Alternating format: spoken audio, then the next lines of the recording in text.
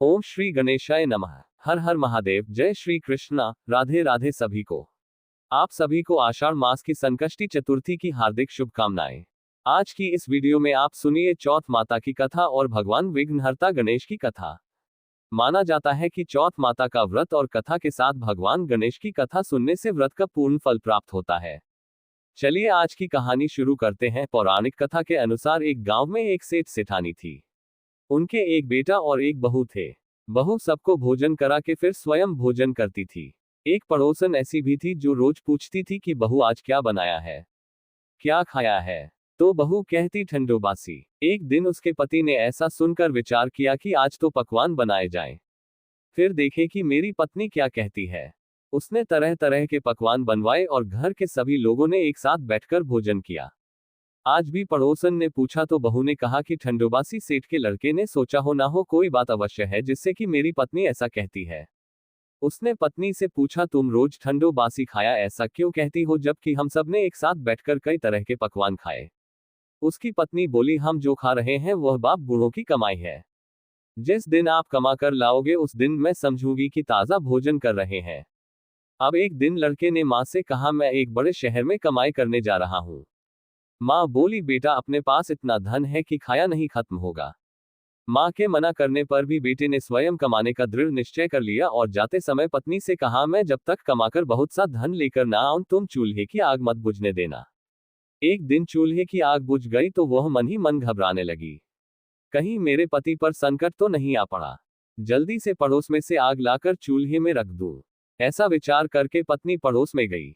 वहां पड़ोसन चौथ माता का व्रत और पूजन कर रही थी। पड़ोसन ने कहा थोड़ी देर में आकर ले जाना।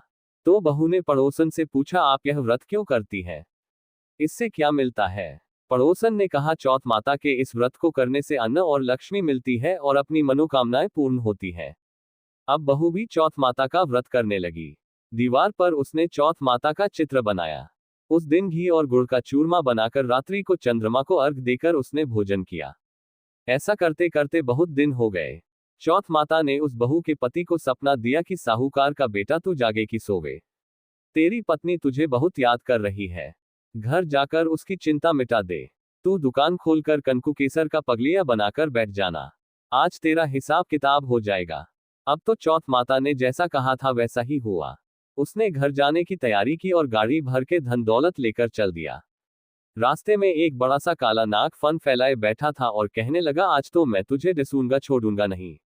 आज तेरी आयु पूरी हो गई है। सेठ के लड़के ने कहा आज चौथ माता ने मुझे सपना दिया तो मैं पत्नी से मिलने घर जा रहा हूँ। वहां मेरी पत्नी बहुत चिंता कर रही है। मैं उससे मिलकर जरूर आऊंगा। तब तुम मुझे डस लेना। नाग ने कहा तुम शपथ पूर्वक कहकर जाओ तो मैं तुम्हें जाने दूंगा, परंतु लौट कर नहीं आए तो तुम्हारे घर आकर मैं तुम्हें डस लूंगा। इस प्रकार सांप को वचन देकर वह घर पहुंचा। वहां सभी से हंसी खुशी से मिला और भोजन करने उदास होकर बैठ गया। उसकी पत्नी ने उदास होने का कारण पूछा तो पति ने काले नाग वाली बात बताते हुए कहा कि यदि मैं उसके पास नहीं जाऊंगा तो वह घर आकर ही मुझे डस लेगा। पत्नी बहुत चतुर थी। उसने कहा कि आप घबराओ नहीं, लेट जाओ, मैं एक उपाय करती हूँ।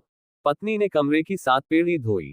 पहली पेड़ी पर रेत, दूसरी पर इत्र, तीसरी पर गुलाल फूल, चौथी पर कंकु केसर, 5वीं पर लड्डू पेड़ा, 6ठी पर गादी गलीचा और 7वीं पेड़ी पर दूध का कटोरा भरकर रख दिए।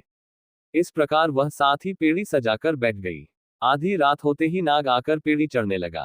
पहली पीढ़ी पर रेत में लौट गया और कहने लगा कि सेठ की बहू ने आराम तो बहुत दिया पर वचनों से बंध कर आया हूं, सो डसूंगा अवश्य ही। इसी प्रकार 7 पीढ़ियों पर नाग आराम करता हुआ और कहता हुआ कि डसूंगा जरूर।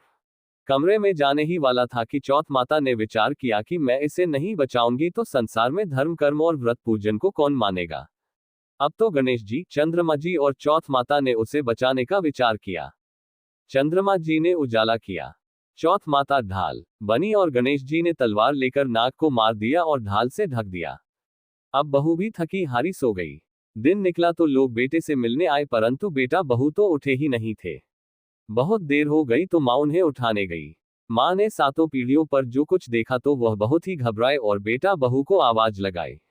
बेटा बहू उठे तो देखा कि एक ढाल तलवार वहां पड़ी है।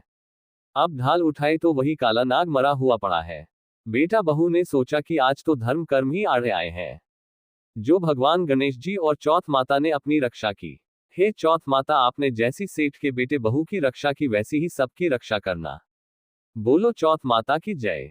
भगवान विघ्नहर्ता गणेश की कथा सुने बिना चौथ माता के व्रत की कथा अधूरी मानी जाती है। इसलिए अब आप सुनिए भगवान गणेश की कथा।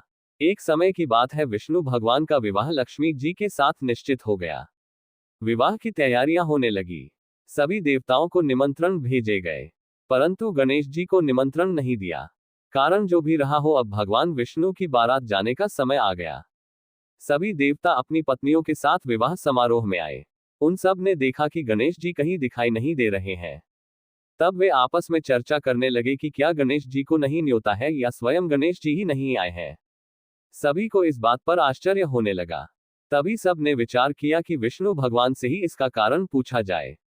विष्णु भगवान से पूछने पर उन्होंने कहा कि हमने गणेश जी के पिता भोलेनाथ महादेव को न्योता भेजा है। यदि गणेश जी अपने पिता के साथ आना चाहते हो तो आ जाते। अलग से न्योता देने की कोई आवश्यकता भी नहीं थी। दूसरी बात यह है कि उनको 1.25 मन मूंग, 1.25 मन चावल, 1.25 मन घी और 1.25 मन लड्डू का भोजन दिन भर में चाहिए। यदि गणेश जी नहीं आएंगे तो कोई बात नहीं। दूसरे के घर जाकर इतना सारा खाना पीना अच्छा भी नहीं लगता। इतनी वार्ता कर ही रहे थे कि किसी एक ने सुझाव दिया, यदि गणेश जी अभी जाए तो उनको द्वारपाल बनाकर बैठा देंगे कि आप घर की देखभाल करना। आप तो चूहे पर बैठकर धीरे धीरे चलोगे तो बारात से बहुत पीछे रह जाओगे। यह सुझाव भी सबको पसंद आ गया, तो विष्णु भगवान ने भी अपनी सहमति दे दी। होना क्या था, इतने में गणेश जी वहां पहुंचे और उन्हें समझा बुझाकर घर की रखवाली करने बैठा दिया।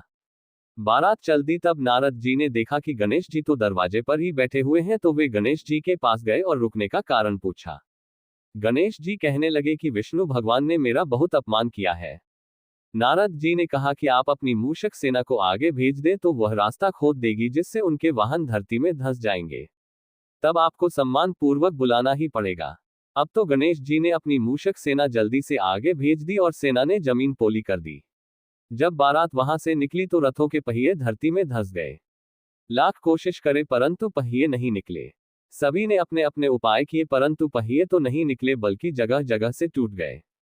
किसी की समझ में नहीं आ रहा था कि अब क्या किया जाए। अब तो नारद जी ने कहा, आप लोगों ने गणेश जी का अपमान करके अच्छा नहीं किया। यदि उन्हें मनाकर लाया जाए तो आपका कार्य सिद्ध हो सकता है और यह संकट टल सकता है। शंकर भगवान ने अपने दूत नंदी को भेजा और वे गणेश जी को लेकर आए। गणेश जी का आदर सम्मान के साथ पूजन किया। तब कहीं रथ के पहिए निकले। अब रथ के पहिए निकल तो गए परंतु वे टूट फूट गए, तो उन्हें सुधारे कौन। पास के खेत में खाती काम कर रहा था, उसे बुलाया गया। खाती अपना कार्य करने के पहले श्री गणेशाय नमः कहकर गणेश जी की वंदना मन ही मन करने लगा। देखते ही देखते खाती ने सभी पहियों को ठीक कर दिया। तब खाती कहने लगा कि हे देवताओं, आपने सर्वप्रथम गणेश जी को नहीं मनाया होगा और न ही उनका पूजन किया होगा, इसलिए तो आपके साथ यह संकट आया है। हम तो मूर्ख अज्ञानी हैं, फिर भी पहले गणेश जी को पूजते हैं, उनका ध्यान करते हैं। आप लोग तो देवता गण हैं, फिर भी आप गणेश जी को कैसे भूल गए। अब आप लोग भगवान श्री गणेश जी की जय बोलकर जाएं तो आपके सब काम बन जाएंगे और कोई संकट भी नहीं आएगा। अब सभी को अपनी अपनी गलती का पश्चाताप हुआ और सबने भगवान गणेश की जय जयकार करते हुए और बारात वहां से चल दी और विष्णु भगवान का लक्ष्मी जी के साथ विवाह संपन्न करा के सभी सकुशल घर लौट आए। हे गणेश जी महाराज, आपने जैसे विष्णु भगवान के कार्य को सिद्ध किया वैसे सभी के कार्य को सिद्ध करना। बोलो भगवान गणेश की जय। तो ये थी आज की चौथ माता की कथा और विघ्न हर्ता भगवान गणेश की कथा। आज की कथा अच्छी लगे तो वीडियो को लाइक करना मत भूलिएगा और कमेंट में चौथ माता की जय और भगवान गणेश की जय भी लिखिएगा और हमारे चैनल को भी सब्सक्राइब करिएगा। ओम श्री गणेशाय नमः। हर हर महादेव। आशा करते हैं आपको ये लेख बहुत अच्छी लगी हो। भगवान आपकी सारी मनोकामना पूर्ण करे। इस तरीके की वीडियो देखने के लिए मेरे चैनल को सब्सक्राइब करिए, लाइक करिए, ताकि इस तरीके की वीडियो आपको हमेशा मिलती रहे। सब अपनी जिंदगी में खुश रहे। धन्यवाद।